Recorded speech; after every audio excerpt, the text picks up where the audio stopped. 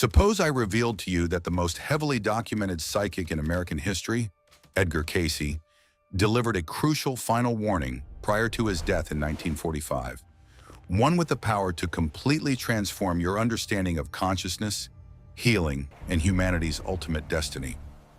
What if this profound message, hidden deep within more than 14,000 recorded sessions, holds the secret to why our modern world appears to be spiritually unraveling? Prepare yourself, as I am about to uncover the startling reality behind Cayce's ultimate predictions, a truth so astonishing that even his most devoted disciples struggled to comprehend it. By the time this video concludes, you will realize exactly why his final readings were so unsettling that many wish he had never shared them at all. But before we get to that, let me ask you a question. Do you ever get the sense that humanity is blindly drifting toward a spiritual disaster? Like we are completely ignoring the warnings staring us right in the face? If so, you aren't the only one. Edgar Cayce predicted this very scenario decades in the past. Here is what we are about to explore together. First is the chilling precision of Cayce's ultimate predictions regarding America's spiritual decay. Second are his recorded cautions about what he termed the Great Awakening, a monumental shift he warned the majority of people would fail to notice. Third are the precise measures he outlined in his sessions, offering guidance for those willing to listen and ready themselves for the impending future.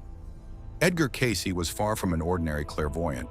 Hailing from Hopkinsville, Kentucky, he possessed the extraordinary ability to slip into a trance state and tap into the Akashic records, a universal archive containing the entirety of human history. For more than 4 decades, his secretary, Gladys Davis, recorded every single word he uttered while in an unconscious state, resulting in 14,000 documented readings. No other psychic in history has ever achieved such an unparalleled level of verification.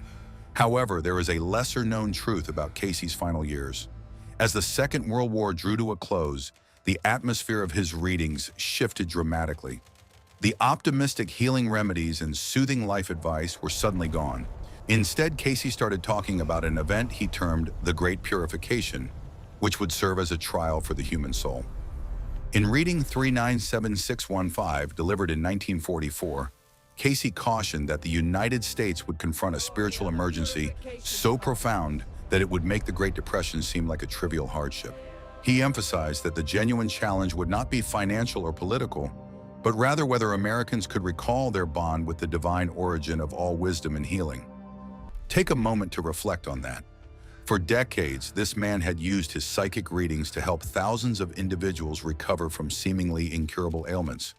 Then, quite unexpectedly, he began warning of a profound spiritual crisis that demanded solutions far greater than mere physical cures. What Cayce disclosed in reading 24608 was so startling that it left even his own stenographer completely stunned.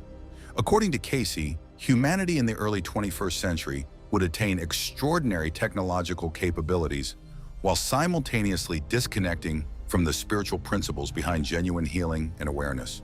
He foresaw a time when individuals would possess unprecedented access to information, yet suffer from a deeper confusion regarding their life's purpose than any previous generation. Does that resonate with you? We are currently navigating the exact era Cayce foretold. We carry devices capable of tapping into the entirety of human knowledge in an instant, yet anxiety and depression are reaching unprecedented highs. Our medical advancements border on the miraculous, though humanity suffers from deeper physical illness and spiritual emptiness than ever before. The truly fascinating part, however, is that Cayce did more than merely foresee this profound crisis of the soul. He left behind precise guidance on how to survive it. In just 3 minutes, I will share the exact reading that led Cayce's own family to seriously doubt whether he should carry on with his psychic work. Before that, however, I want to introduce you to Amy Kellerman of Virginia Beach. Amy was among the final individuals to be given a life reading by Edgar Cayce prior to his death. She was a 28-year-old school teacher who, despite possessing everything she believed she desired, felt profoundly adrift in her life. Reading number 26701 holds what is widely regarded as Cayce's most articulate breakdown of the spiritual awakening process. In it, Cayce informed Amy that she was undergoing a soul initiation. He detailed how specific souls had elected to be born into this exact era to assist humanity in rediscovering its divine origins. There was just one caveat, however. Before they could do so, these individuals would first need to endure their own profound dark night of the soul. Through her reading, Amy learned she had been a temple healer in her past incarnations within Atlantis and ancient Egypt. The disorientation she felt in her present life was not an issue to be fixed, but rather a spiritual awakening meant to be understood. Cayce explained that the abilities she had honed during those ancient eras were attempting to resurface, yet the modern world lacked the context to make sense of them. This precise scenario was exactly what Cayce had foretold and warned against in his final prophecies. He predicted that the late 20th and early 21st centuries would see the incarnation of thousands of highly evolved souls, though the majority would feel like outsiders in their own world. These individuals would carry unexplainable recollections of mystical gifts, alongside a profound certainty that humanity's way of life was fundamentally flawed. Heeding Cayce's guidance, Amy ultimately went on to become a founding member of the Association for Research and Enlightenment in Virginia Beach. However, her experience highlights a vital aspect of Cayce's ultimate warning, completely transforming our understanding of consciousness. Based on his final readings, Cayce revealed that the spiritual turmoil confronting humanity is not actually a crisis at all, but rather a graduation test. As he detailed in reading 5749-14, Earth functions as a classroom for souls, with different historical eras serving as advancing grade levels. He explained that we are presently shifting from a third grade level of consciousness to a fourth grade one. As with any significant change, this evolution is creating turmoil for anyone who isn't ready. But what did Cayce actually mean by fourth grade consciousness? Here is where his insights become deeply profound. Based on the readings, third grade consciousness is defined by a mindset of separation, where people view themselves as disconnected beings fighting against one another for scarce resources. They operate on a binary mindset of good against evil and us against them, a level of awareness that has ruled human civilization for millennia. In contrast, fourth grade consciousness is rooted in a mindset of unity. Individuals start to realize that every mind is intertwined, and whatever impacts one person ultimately impacts us all. They begin to tap into what Cayce referred to as the Christ consciousness, viewing it not as a religious doctrine, but as a stage of spiritual evolution accessible to everyone. The startling revelation is that Cayce claimed this shift is inescapable. Every single soul on Earth during this era would be forced to make a choice between third grade and fourth grade consciousness.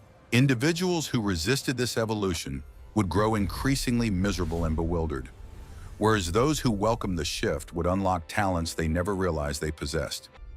Recall the reading I brought up earlier that deeply unsettled Cayce's relatives? This is it. During one of his last trance sessions, reading 57486, Cayce was questioned about the destiny of psychic phenomena. The response he delivered was so profoundly disturbing that his wife, Gertrude, begged him never to speak on the subject again while entranced. Cayce predicted that by the dawn of the 2000s, psychic powers would grow so widespread that they would lose their extraordinary status. Children would enter the world with vivid memories of their previous incarnations, while adults would routinely experience visions and dreams of the future. Effortlessly sensing the thoughts and feelings of others would become an everyday norm. But there was a specific reason this vision of the future left his family absolutely terrified. Cayce pointed out that the sheer terror of these newly manifesting abilities would drive most individuals to frantically suppress them. Seeking an escape from the undeniable truth that consciousness was expanding regardless of their consent, they would numb themselves with substances, alcohol, media, and other diversions. Ultimately, he noted, this phenomenon would fracture humanity into two separate factions. Individuals who welcomed their broadening awareness would achieve unparalleled vitality, imagination, and spiritual satisfaction. Conversely, those who resisted this awakening would suffer from mounting psychological distress, substance abuse, and a condition he referred to as a sickness of the soul. Does this dynamic align with what you observe in a society right now? There are more individuals than ever recounting psychic phenomena, yet simultaneously a record number are battling depression and anxiety. Despite possessing an unprecedented wealth of spiritual knowledge, our current generation suffers from profound uncertainty regarding the truth. Cayce foresaw this exact paradox occurring throughout the Great Purification. However, the majority of individuals misunderstood the true intent of Cayce's ultimate warning. His goal was never to instill fear, but rather to ready humanity for what was to come. Through reading Tucson 6289, Cayce provided precise guidance on how to successfully maneuver through this pivotal shift. He stressed that preserving what he termed spiritual equilibrium was paramount. This involved anchoring oneself in everyday spiritual routines while embracing elevated states of awareness. Allow me to relate the tale of Robert Johnson, a Norfolk businessman who was given one of Cayce's final health readings. Physicians had diagnosed Robert with nervous exhaustion, yet Cayce's assessment uncovered a significantly more fascinating underlying condition. Key revealed to Robert that his bodily ailments were actually the consequence of his soul attempting to attune to elevated spiritual frequencies. He clarified that as a person's consciousness expands, their physical form must adapt to channel these pure, energetic vibrations. Individuals who fight this transformation frequently suffer from inexplicable conditions that modern doctors are unable to cure. Ultimately, the remedy would not be found in pills or traditional counseling. Cayce recommended a regimen consisting of meditation, dietary adjustments, and a practice he referred to as spiritual service. He advised Robert to assist others in awakening to their own spiritual essence, explaining that guiding people would serve to balance Robert's own energy system. By adhering to Cayce's instructions, Robert not only regained his well-being, but also unearthed his own innate healing talents. Consequently, he dedicated the remainder of his life to supporting individuals who were navigating comparable spiritual transformations. This leads us to the most crucial element of Cayce's ultimate warning. He explained that those who safely endure the Great Purification will be the ones who recognize spiritual growth as a shared journey rather than a solitary triumph. Cayce's insights into the Akashic records make perfect sense of this.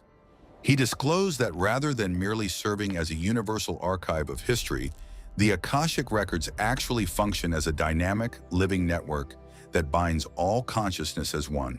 An individual's spiritual growth naturally facilitates the evolution of everyone else. For this reason, Cayce firmly urged people to share their spiritual insights with one another. He recognized that the expansion of consciousness moves outward like ripples across a pond. As an increasing number of individuals awaken to their authentic spiritual essence, the path to awakening is smooth for the rest of humanity. It was within reading 15:756-12 that Cayce delivered what is widely regarded as his most significant prophecy regarding the spiritual destiny of America. He shared that even in the midst of turmoil and disorder, America was destined to be the cradle of a renewed Christianity, one blending the finest spiritual heritage of the East and the West. This transformation, he clarified, would not be driven by formal churches, but by everyday individuals awakening to their own immediate link to divine consciousness. By living out spiritual principles in their everyday actions, these individuals would prove that such laws are real, curing others through the sheer strength of their enlightened minds rather than specific methods. There was a condition, however. Cayce stated that this era of spiritual rebirth could only take place if a sufficient number of individuals first chose to undergo their own personal journeys of awakening. He cautioned that if too large a portion of humanity opted to stay rooted in third-grade consciousness, the impending shift would be deeply arduous and agonizing for all involved. Because he clearly envisioned two distinct paths ahead, Cayce's parting warning carried immense urgency. He foresaw one timeline where mankind smoothly accepted its spiritual growth, and a contrasting one where fighting this transformation spawned needless torment. Now allow me to share the exact measures Cayce outlined to help us prepare for this profound change. Dispersed across his final readings, these guidelines constitute what certain researchers refer to as the Cayce Protocol for Spiritual Awakening. As a primary step, Cayce stressed the necessity of everyday meditation, though not just any standard practice. He expressly advocated for a technique he named attunement meditation, which requires intentionally linking to what he described as the universe's creative forces. Rather than clearing the mind, this approach focuses on saturating it with divine awareness. Second, he emphasized the value of learning about spiritual concepts, specifically the laws of karma and reincarnation. Cayce explained that comprehending these principles allows individuals to find meaning in their life events and recognize the broader trajectory of their soul's evolution. Third, he advocated for engaging in what he termed spiritual service. This involves proactively seeking opportunities to assist others in their spiritual journeys, whether that is achieved through teaching, healing, or merely acting as a living model of enlightened awareness. Fourth, Cayce highlighted the necessity of purifying the body through a healthy diet, regular exercise, and a practice he termed internal cleansing. He clarified that spiritual growth demands a pure physical vessel capable of managing elevated frequencies of consciousness. Lastly, in what is perhaps his most crucial point, Cayce underscored the vital role of what he referred to as group soul work. He explained that the highly evolved souls being born into this era are destined to seek each other out and unite as spiritual communities. What is truly intriguing about this idea is Cayce's prophecy that mainstream religious organizations would largely overlook the Great Awakening, as they would remain too deeply bound to outdated spiritual traditions. Rather, he predicted that the true spiritual transformation would unfold via casual networks of enlightened people, drawn together by what he termed soul resonance. Doesn't this mirror our current reality? Today, millions identify as spiritual without being religious, and there are endless digital spaces where individuals freely exchange their intuitive encounters and spiritual breakthroughs. An expanding community is currently merging age-old wisdom with contemporary science to explore consciousness, perfectly fulfilling Cayce's predictions. However, many overlook a crucial aspect of this spiritual revival. Cayce cautioned that it would arise alongside what he termed false prophets and spiritual materialism. He warned that, as people grew more fascinated with expanding their consciousness, an endless number of teachers and methods would emerge, offering rapid spiritual growth without the required inner effort. To help navigate this, Cayce provided clear advice in reading 57523 on how to tell true spiritual guides apart from deceptive ones. He explained that genuine spiritual guides consistently prioritize serving others, refuse to demand personal adoration or exorbitant wealth, and embody the spiritual growth they teach through their own actions. Above all, he noted that a legitimate spiritual journey invariably fosters deeper love, empathy, and insight, rather than breeding fear, division, or arrogance. Such advice is particularly vital in our current era, given the vast array of spiritual leaders and practices at our disposal today. Cayce's guidelines offer a dependable method to assess which practices genuinely foster spiritual growth. Allow me to share one of the most extraordinary recorded cases from the final chapter of Cayce's life. It centers on Margaret Thompson, a Richmond-based nurse who was given reading 1962, a mere 3 months prior to his death. Ever since she was a young girl, Margaret had encountered what she described as waking visions, though she had consistently brushed them off as mere imagination. It was during the Second World War, however, that her premonitions grew so precise she could no longer ignore them. She began envisioning injured soldiers prior to their arrival at her hospital, frequently knowing the exact medical care they required beforehand. When Margaret ultimately received a reading from Cayce, he revealed that she was undergoing what he termed the awakening of the Christ consciousness inside her. He explained that her healing gifts naturally stem from her soul's evolution across multiple lifetimes, and that she had deliberately chosen to be born in this specific era to assist in the shifting of human awareness. Yet the most crucial aspect of Margaret's story is this. Cayce revealed that her experiences thus far were merely the start. He predicted that in the coming decades, thousands of individuals would undergo comparable awakenings, stressing how crucial it was for the pioneers to record their journeys and guide others through the phenomenon. Taking Cayce's advice to heart, Margaret devoted the remainder of her life to what she termed spiritual emergence cases. Through her work, she aided hundreds of people in realizing that their extraordinary experiences were not symptoms of mental illness, but rather proof of an expanding consciousness. Her comprehensive notes, now kept in the Virginia Beach archives, provide some of the finest existing accounts of how spiritual awakening actually progresses in the lives of everyday individuals. This leads to what is perhaps the most crucial element of Cayce's parting caution.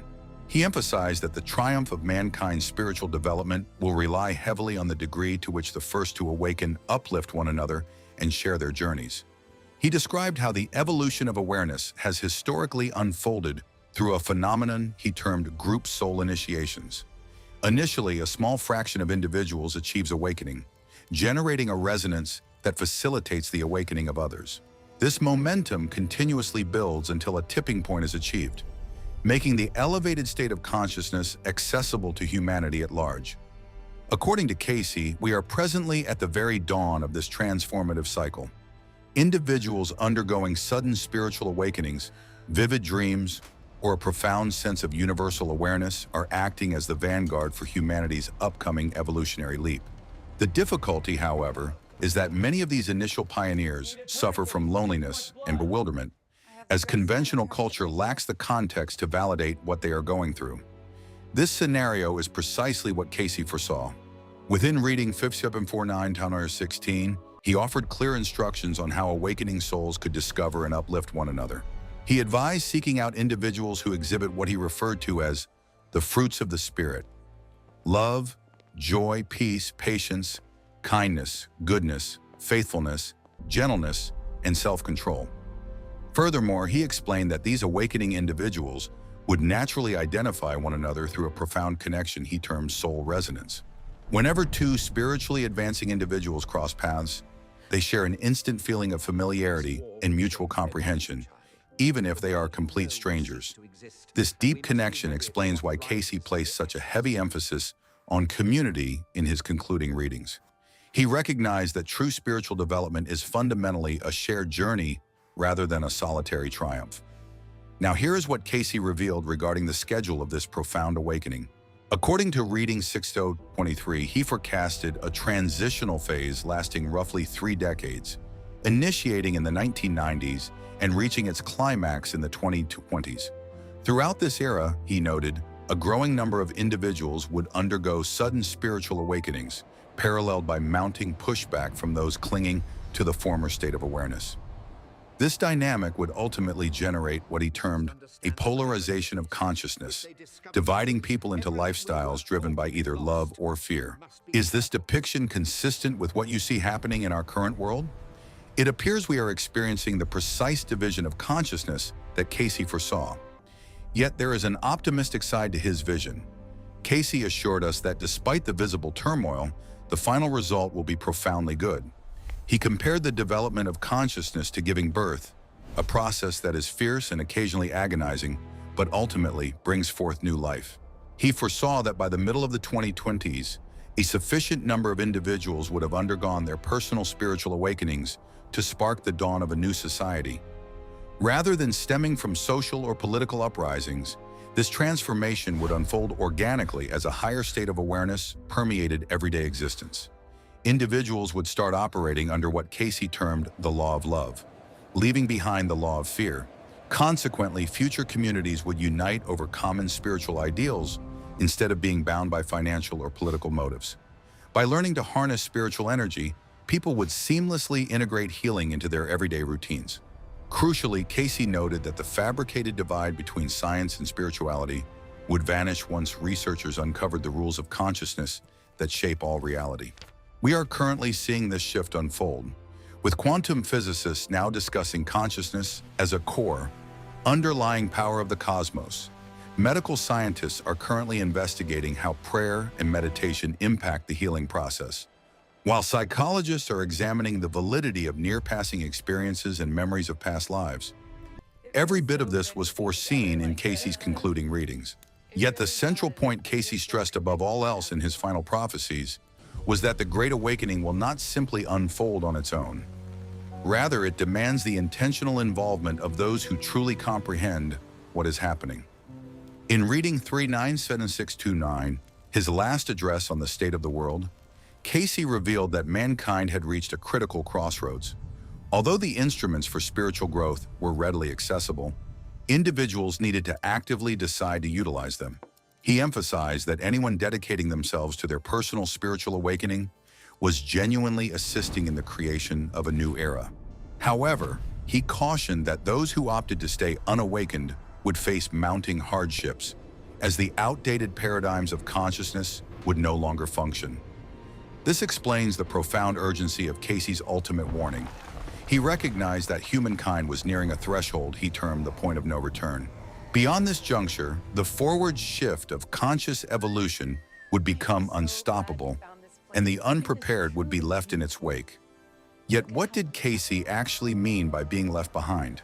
It remains one of the most misinterpreted elements of his predictions, as Cayce held no belief in punishment or eternal damnation.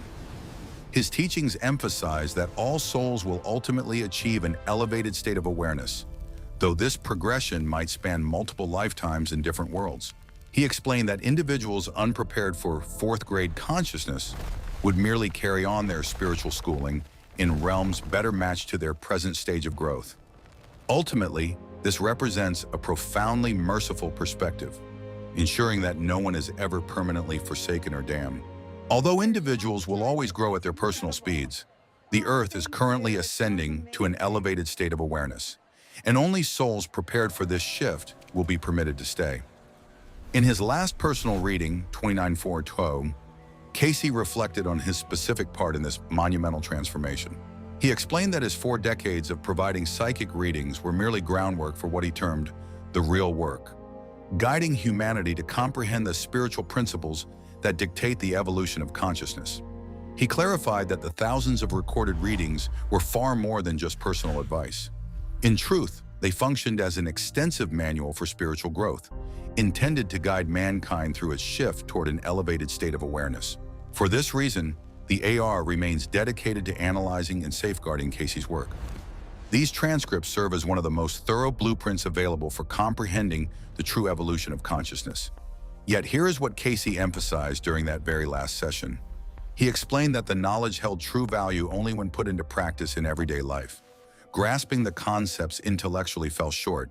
Spiritual truths needed to be actively embodied and shown to the world. Furthermore, he noted that anyone who successfully guided themselves through their own spiritual awakening would serve as a living blueprint for those just taking their first steps. Ultimately, the evolution of human consciousness ripples outward not through lecturing, but through lived example.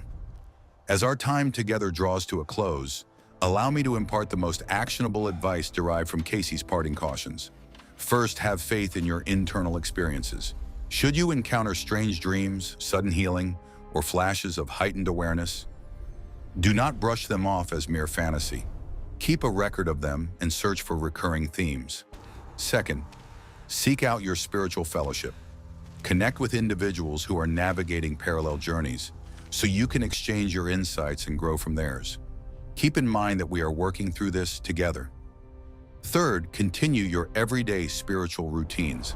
Practices such as meditation, prayer, study, and acts of service form the bedrock of steady spiritual growth. Lacking these vital anchors, the broadening of your awareness could become turbulent and terrifying. Fourth, remain rooted in the physical world. True spiritual advancement does not mean fleeing from reality. Rather, it is about infusing your ordinary life with a heightened state of awareness.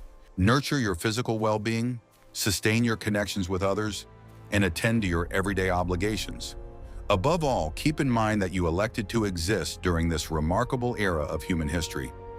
Being on Earth throughout the Great Awakening is no coincidence. You possess a distinct role to play in the spiritual advancement of mankind.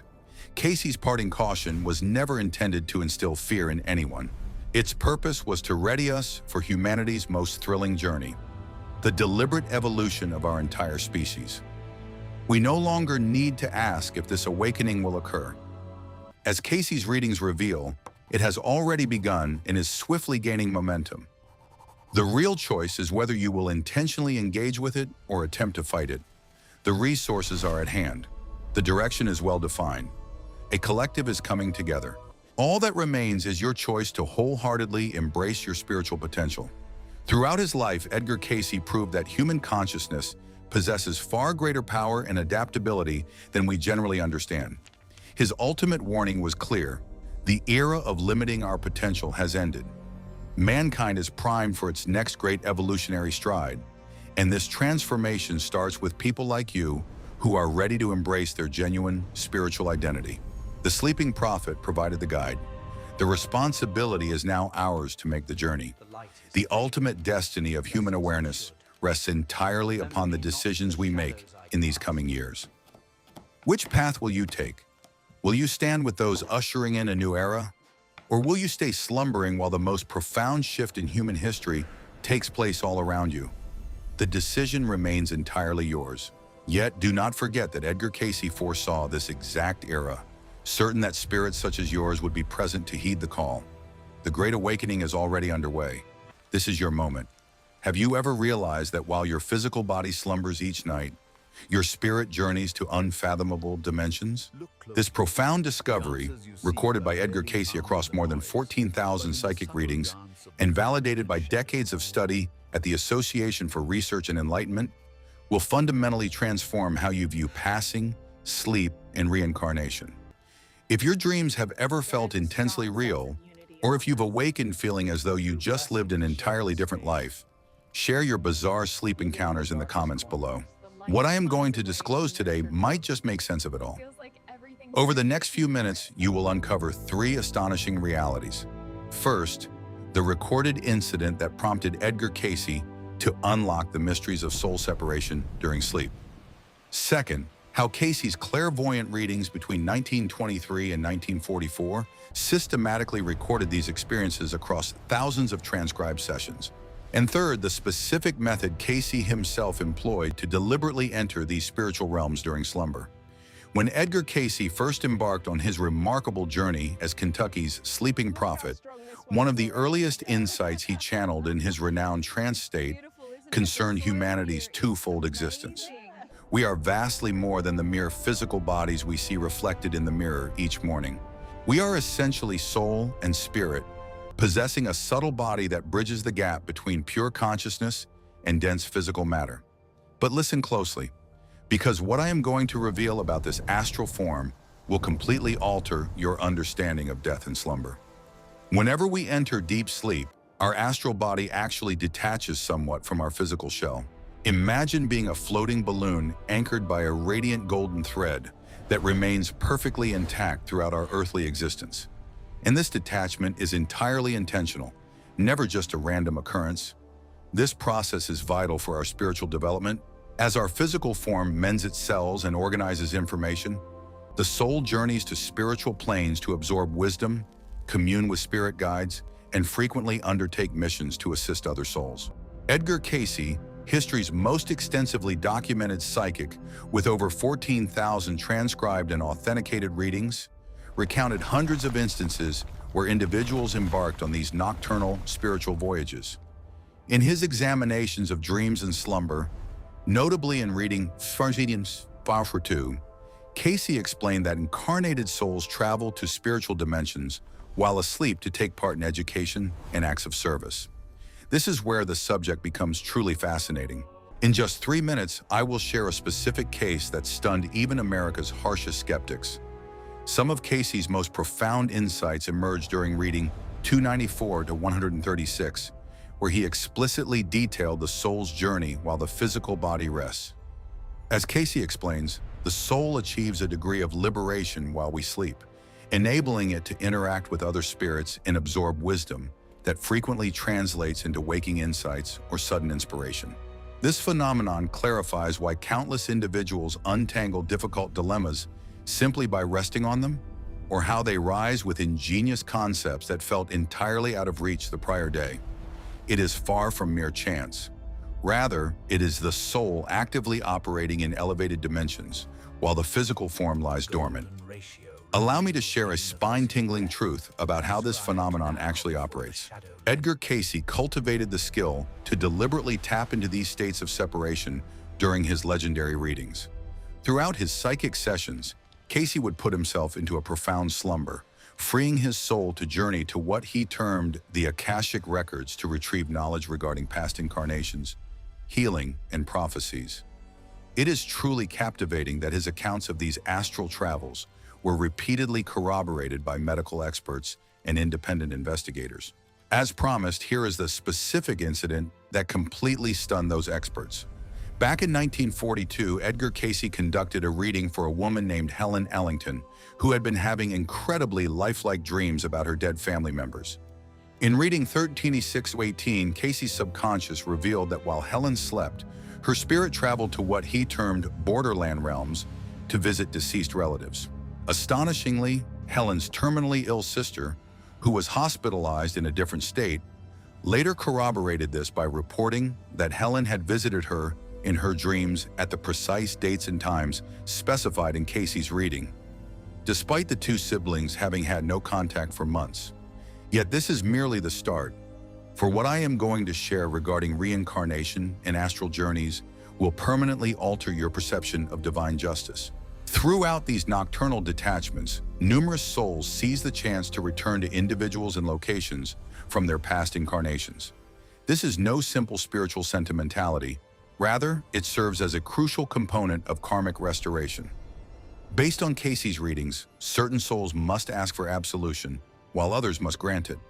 Additionally, numerous individuals actively strive to mend the harm inflicted during their past lives. Dr.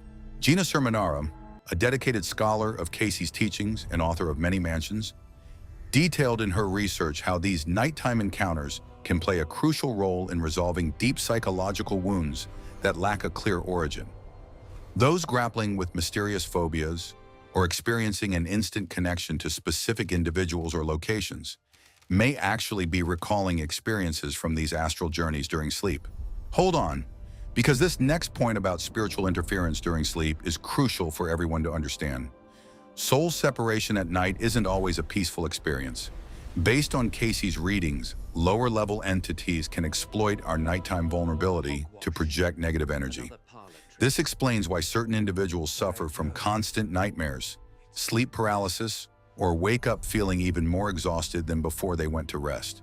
In reading 5D75421, Edgar Cayce detailed how prayer and moral upliftment serve as defensive barriers during these separations.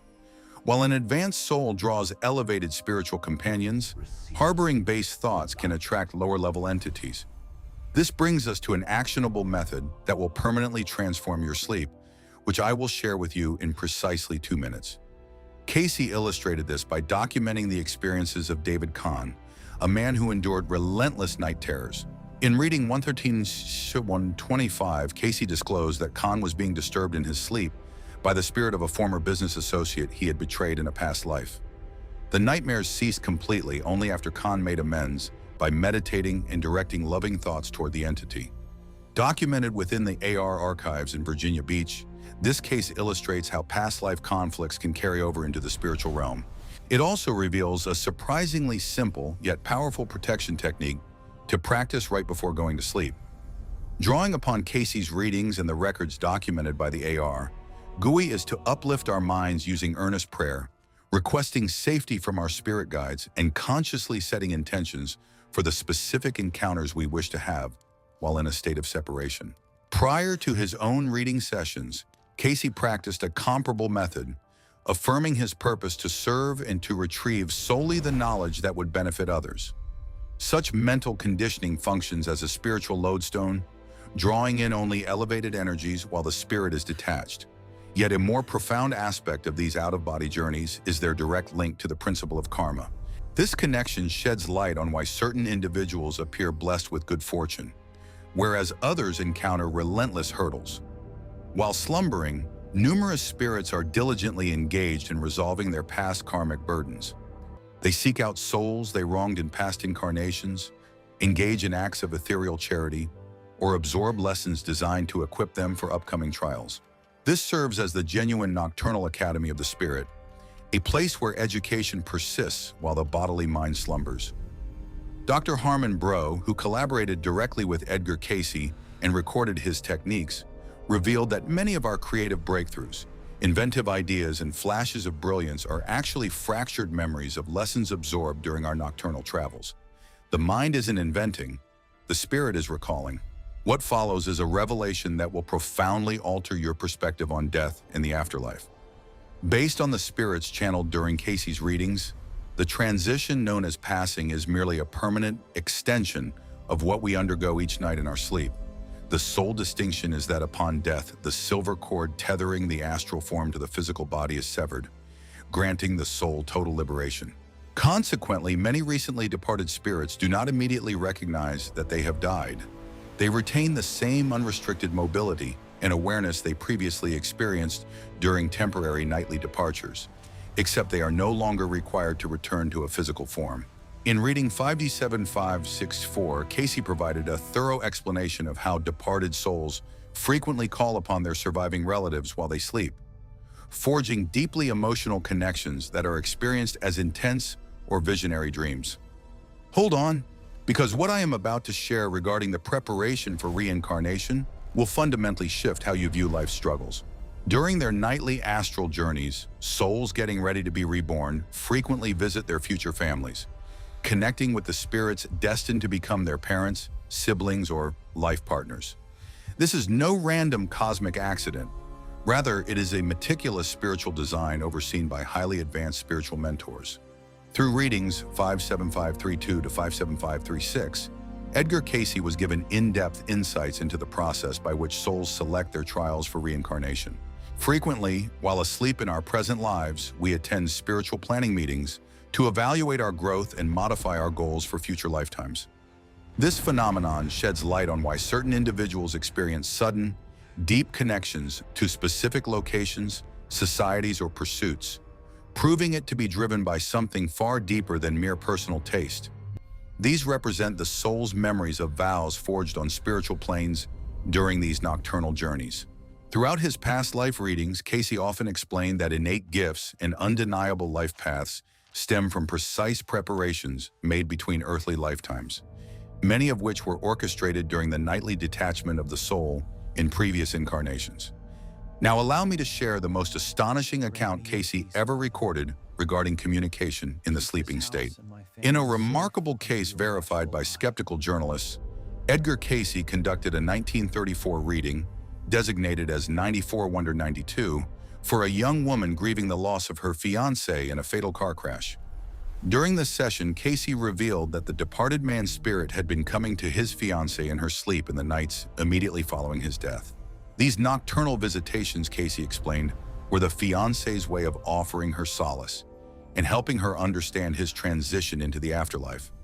What made this truly extraordinary was that the woman had recorded vivid dreams of her fiancé in her journal on the precise dates identified in Cayce's reading. In these dreams, he appeared serene, reassuring her that he was safe in a magnificent realm of learning. This account, detailed in Thomas Sugrew's biography,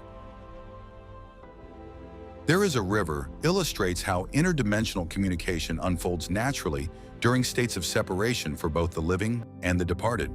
Yet there is a profound breakthrough that will permanently transform your nighttime routine.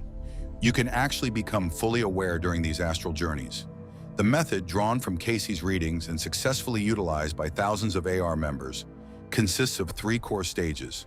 The first requires daily mental and ethical purification, as only spiritually uplifted minds can deliberately reach the higher planes. The second involves pre-sleep programming, where you set clear, focused intentions for both gaining knowledge and offering service. The third step involves cultivating dream recall by keeping a dream journal and practicing morning meditation. Dr. Henry Reed, who deeply investigated Cayce's approach to dreams at Princeton University, recorded instances of individuals who applied these methods. Consequently, these people started to recall engaging in nighttime healing practices, attending lessons in spiritual dimensions, and meeting with departed guides who offered advice for their waking lives. This is a genuine phenomenon, far removed from mere fantasy or autosuggestion. We are discussing the restoration of an inherent spiritual ability that was briefly suppressed by the demands of physical existence. This insight clarifies why certain individuals arise from sleep with ingenious answers, whereas others never have such an experience. Ultimately, the depth of our soul's detachment during the night is inextricably tied to our degree of spiritual growth and our underlying motives. A self-centered, materialistic spirit burdened by heavy vibrations is anchored to the thicker strata of the astral realm, an environment dominated by unevolved entities and ongoing strife. In contrast, spirits committed to altruism, spiritual enlightenment, and helping their fellow beings effortlessly ascend to finer, higher dimensions.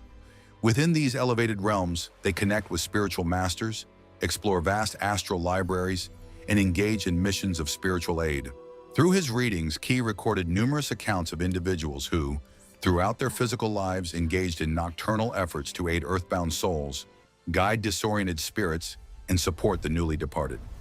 Carried out during the separation of sleep, this nightly labor served as a genuine continuation of the spiritual and charitable deeds they practiced while awake. Hold on, because what I am about to share regarding the spiritual realms and their connection to our dreams will finally make sense of experiences you may have gone through but never truly grasped. In readings 57543 and 934I8, Edgar Cayce detailed the existence of complete spiritual cities built specifically for the education and advancement of souls. These dimensions are not mere metaphors. They are actual realities within the astral plane where millions of souls reside, learn, and actively pursue their spiritual growth. When we sleep each night, we often journey to these dimensions to take part in classes, workshops, and acts of service. Countless individuals awaken with partial recollections of visiting stunning locations with mind-bending architecture, engaging in learning, or aiding those in need. These are no ordinary dreams. They are actual memories of genuine events taking place on spiritual planes. Cayce recounted comparable encounters in his readings, sharing that he made nightly journeys to places he termed universities of the soul. In these realms, he absorbed wisdom regarding healing, philosophy, and spiritual growth, which he subsequently transmitted through his psychic sessions. To elevate your own astral journeys, you can implement a practical method starting this evening. Following your regular bedtime prayer, intentionally picture the exact kind of experience you wish to encounter while you sleep. When seeking emotional recovery, ask to be guided to planes dedicated to spiritual healing. If you require direction for a significant choice, request an encounter with your spiritual mentors. Should you wish to serve the greater good, volunteer to partake in tasks that aid distressed souls. This visualization must always be paired with an earnest and unselfish purpose. Elevated spiritual realms do not react to purely intellectual interest or selfish motives. Rather, they warmly welcome individuals with a sincere desire to grow and help others. Edgar's son, Edgar Cayce, who led the AR for many years, compared this pre-LE programming to tuning a radio, noting that it aligns our spiritual energy with the frequencies of our noblest intentions. Allow me to share a revelation that will entirely shift your perspective on why certain individuals glide through life while others constantly battle hardships. Throughout their nightly detachment from the physical body, countless souls are diligently working to settle their karmic debts. They seek out spirits they wronged in past incarnations to ask for pardon, track down those they previously harmed to make amends, or engage in scenarios that prove they have finally absorbed the lessons born from their past suffering. Engaging in this nocturnal practice of karmic healing can greatly hasten our spiritual growth and deeply enhance our everyday waking lives. Issues that would normally require several lifetimes to untangle can instead be cleared in just months or years through this intentional astral effort. As Edgar Cayce detailed in his teachings on the law of cause and effect, genuine remorse paired with proactive restitution possesses the power to alter the repercussions of our previous missteps. Detaching from the physical realm each night offers an exceptional chance to directly heal relationships with the souls involved. Yet the most astonishing revelation is how you can harness this wisdom to reshape both your present existence and your ultimate spiritual fate. Night after night, you are granted the power to fast-track your soul's growth, far beyond what could ever be achieved while awake in the physical world. As your physical body rests to mend its cells and organize memories, your spirit may be attending celestial academies, resolving wounds from previous lifetimes, honing intuitive gifts, and earning spiritual grace through altruistic acts. This phenomenon is supported by the AR archives, which hold a recorded case of Cayce's dedicated secretary, Gladys Davis. For more than 2 decades, she intentionally engaged in nocturnal healing missions within the spiritual planes. Her efforts in the astral realm did more than just dramatically enhance her psychic talents. They also equipped her with profound insights into spiritual psychology and healing methods, which she subsequently utilized to great effect in her waking life. The crucial takeaway is realizing that we are never merely helpless bystanders to our fate. Instead, we are active participants in shaping our own spiritual growth, and the soul's nightly detachment from the body offers recurring chances for rapid advancement, opportunities that the majority of people squander out of sheer unawareness. Utilizing this profound knowledge, Edgar Cayce cultivated exceptional gifts in both healing and clairvoyance. Prior to his readings, he would intentionally direct his astral projection to retrieve specific insights from the Akashic records, the cosmic archive containing the complete history of the universe and every individual soul. What follows is a sophisticated method designed to completely revolutionize your connection with sleep and dramatically propel your spiritual growth. The first step is to maintain a comprehensive dream diary. Record more than just the memories of your nighttime journeys. Be sure to document the feelings, physical sensations, and revelations that come with them. Over time, patterns will surface, shedding light on your regular astral habits. Next, establish a pre-sleep routine that incorporates meditation, prayer, and the deliberate setting of your intentions. Envision the luminous realms you wish to visit, the enlightened souls you hope to study under, and the kinds of spiritual work you desire to do. Third, engage in practices that elevate your energy throughout your waking hours.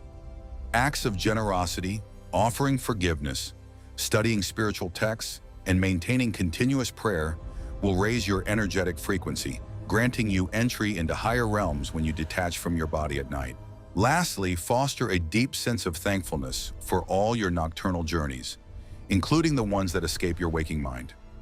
Even without your conscious recollection, your spirit continues to strive, gain wisdom, and progress every single night. The insights you have just uncovered represent merely a glimpse into the vast spiritual secrets recorded by Edgar Cayce and brought to light through decades of study at the Association for Research and Enlightenment. Each night that slips by without intentionally harnessing these evolutionary opportunities is a missed chance to hasten your spiritual advancement. After all, while you slumber, your soul is already journeying, gathering wisdom, and carrying out its work. The true distinction is found in cultivating an awareness of these practices and purposely guiding them to maximize your spiritual development and your service to humanity. Slumber will no longer be merely a time for bodily recovery. It will transform into your nocturnal academy, a testing ground for your soul's advancement, and your everyday chance to deliberately engage in the grand mission of universal progress that binds every spirit on its path to ultimate completion. Even passing on will offer no escape from the individual you have forged yourself to be. The trance insights of Edgar Cayce uncovered a truth that dismantles our most reassuring spiritual illusions. Passing into the next realm does not instantly cleanse your spirit, raise your awareness, or wipe away the habits you have spent a lifetime forging. The world beyond offers no universal clean slate. Rather, it is an uninterrupted extension of the exact person you are today, locked into the spiritual condition you have actively shaped through your everyday decisions. Through thousands of psychic readings, Cayce realized that souls transport their earthly state of mind straight into the afterlife. Therefore, the resentment you cling to, the greed you rationalize, and the spiritual work you delay will all cross over with you. The intention isn't to frighten you into salvation.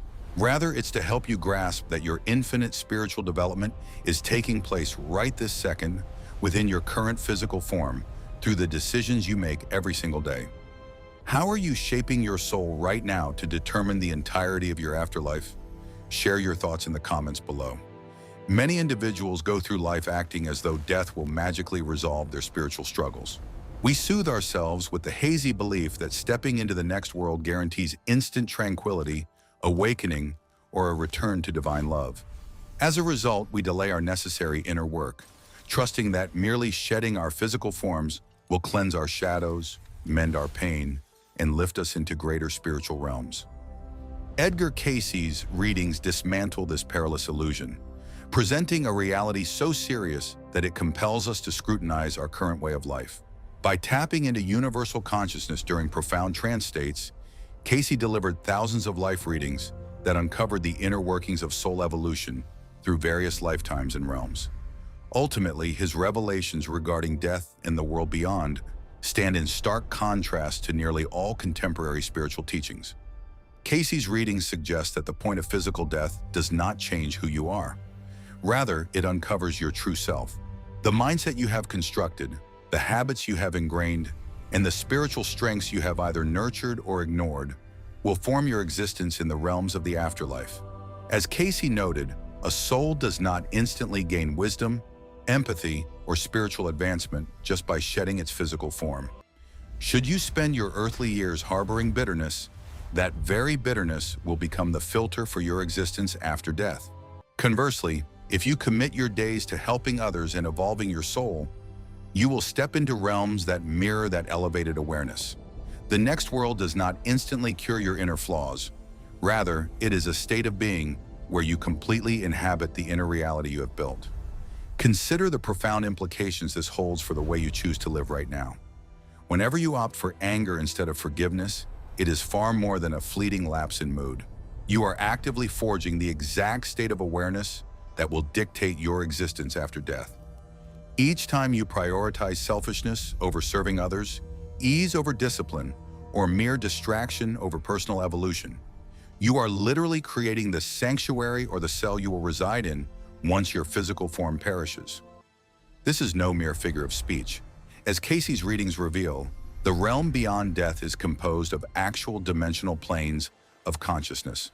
Ultimately, souls are drawn to the spiritual realm that aligns with their own energetic vibration, meaning they enter whatever reality their awareness has developed the capacity to experience. This is precisely where Cayce's philosophy becomes deeply actionable. The single most crucial element you must transform during your lifetime, the one variable that dictates your soul's continued growth after death, is the routine state of your everyday awareness. It is not your theological views, your religious ties, or even your well-meaning intentions that truly count. What holds weight is the living state of your awareness, exercised second by second, decision by decision, day in and day out. Are you fostering self-interest or altruism, condemnation or empathy, fear or love? Cayce shared that these go far beyond simple ethical dilemmas. They act as the very architectural materials of your spirit's vibration, deciding the exact realm you will eventually occupy and the depths of what you will be able to experience once you arrive. The texts illustrate departed souls who transition to the afterlife only to remain confined by the exact psychological and emotional habits they had solidified while alive. A number of these spirits were tethered to the earthly realm, blind to elevated planes of existence because their awareness was simply too heavy. Weighed down by intense attachment, rage, or terror, they were completely unable to resonate with anything beyond the physical world they had just left behind. Some souls transitioned into realms of illumination and knowledge, not because they were inherently more worthy, but because they had spent their earthly lives actively broadening their awareness. They had put in the effort to let go of resentments, help their fellow beings, and connect with the sacred, so death merely maintained this upward path. Because of this, Cayce firmly taught that the world is a classroom, and mortal existence serves as the testing ground where spirits cultivate the awareness required for higher spiritual ascension. You cannot accomplish this inner work after death because the next realm lacks the necessary friction, interpersonal bonds, hurdles, and repercussions that compel spiritual evolution. A spirit that crosses over consumed by resentment cannot simply choose to let it go. It is missing the abrasive presence of challenging individuals and painful situations required to forge true forgiveness. Likewise, a spirit that failed to cultivate empathy during its mortal existence will not miraculously develop it when existing solely among entities operating at its exact same level of awareness. Picture passing away tomorrow, only to learn that the realm you step into is a flawless mirror of the state of mind you maintain right now. Should you live today consumed by bitterness, you would awaken in a realm where hostility is the dominant resonance, accompanied by other confined spirits who can perceive nothing but their collective fury. Conversely, if you devote today to thankfulness and helping others, you would arrive in a realm where compassion and growth fill the air, welcomed by spirits radiating that exact same harmonious energy. Death does not rewrite the fundamental programming of your soul. It merely sheds the physical shell that once concealed or filtered your genuine awareness. Through his readings, Cayce disclosed that the mental habits you cultivate in life will ultimately forge your reality after death. For this reason, he emphasized that thoughts possess actual substance. They are generative powers that actively build your existence in both the present world and the hereafter. If you have devoted years to harboring resentment, Crossing over will not magically transform your mindset. In the afterlife, you will keep generating resentful thoughts, which in turn will draw in encounters, beings, and realms that resonate with that exact vibration. You will remain trapped in a cycle of your own making until that specific mental state finally burns out. According to Cayce, this process can endure for the equivalent of countless earthly years, or even span multiple lifetimes across other planes of existence. Ultimately, the most profound takeaway from Cayce's philosophy is this: the afterlife is neither democratic nor automatic. Ascending to higher spiritual planes isn't an automatic reward for simply passing away or being a relatively good person. The evolution of your soul must be earned by intentionally cultivating specific virtues. These traits have to be forged right here in the physical world through a rigorous transformation of your everyday awareness. This perfectly captures Cayce's teaching that the mortal world is the domain of cause, while the dimensions of the afterlife are the domains of effect. The foundation must be built right here. You feel the impact there. What then must you alter in your current life to guarantee your soul's progression after death? Cayce's readings highlight a single, fundamental change. You must transition from self-centeredness to soul-centeredness. However, this does not imply that you must become so entirely selfless that you neglect your own well-being or let others take advantage of you. This requires shifting your core sense of self away from your personality, along with all its cravings, anxieties, and worldly ties, and anchoring it in your soul, the everlasting spiritual essence that links you to the divine. If your awareness remains trapped in the ego's goals of chasing desires, dodging fears, and defending your self-image, you cultivate a state of being that will be unable to ascend past the lower planes after death. The soul-centered consciousness outlined by Cayce is defined by several traits that require everyday practice: compassion that reaches past familiar boundaries, forgiveness that lets go of even the most valid resentments, and service rendered without any desire for praise. It also demands the humility to own up to mistakes, the patience to weather hardships without protest, and a steadfast faith in divine timing, regardless of how harsh reality may appear. These are far more than simply pleasant ideals. These are the exact vibrational keys required to unlock the higher realms of the afterlife. Lacking them, you are entirely unable to see or cross into those planes, regardless of how fiercely you may yearn to do so after death. Consider this sobering question. If your life ended this very second, which realm would your present level of awareness lead you to? This isn't about the destination you desire or believe you have earned. It is about the specific dimension that your actively cultivated consciousness actually permits you to enter. Truthfully, this is a deeply frightening question, because the majority of us have not cultivated the spiritual awareness of saints and mystics. Instead, we have adopted the mindset of our society, chasing success, accumulating possessions, seeking distraction, dodging pain, criticizing people, and harboring a persistent, quiet bitterness when life falls short of our demands. This is the exact state of awareness we will carry with us into death. It is precisely this condition that Cayce cautioned against when he spoke of earthbound souls. After death, certain spirits lingered in the mortal realm because their minds were entirely consumed by worldly matters. These entities had never cultivated an understanding outside of their bodily urges, personal ties, material wealth, or lingering resentments. Once their physical forms perished, these souls were trapped within the earthly sphere simply because they were blind to any other reality. Their spiritual essence remained too heavy, too tethered, and too unliberated to ascend. What makes this especially sobering is that Cayce indicated this is no rare anomaly. It is a frequent reality. Countless souls remain tethered to this earthly realm, not as a form of retribution, but because they haven't cultivated the awareness required to recognize or enter higher planes. Consider the tangible consequences this holds for your life right now.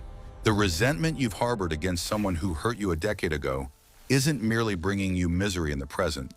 You could be forging an afterlife realm of endless resentment, a dimension your spirit will be trapped in until that negative cycle finally burns out.